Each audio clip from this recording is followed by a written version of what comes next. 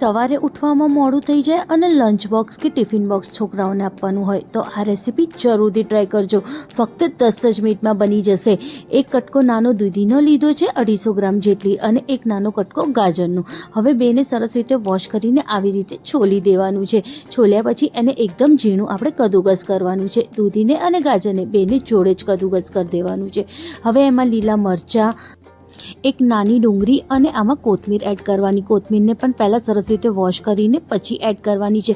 કોઈ બી વેજીટેબલ્સ તમે આમાં નાખી શકો છો. હવે બધા મસાલા એડ કરી દઈશું. જીરું અને તલ તો ખાસ કરીને એડ કરવાનો, અને અજમો. આવી રીતને જે ગોલ ચમચો આવે છે, 4 ચમચા ભરીને ચોખાનો લોટ અને 1 ચમચો જેટલો ચણાનો લોટ એડ કરીને મિક્સ કરી દેવાનું.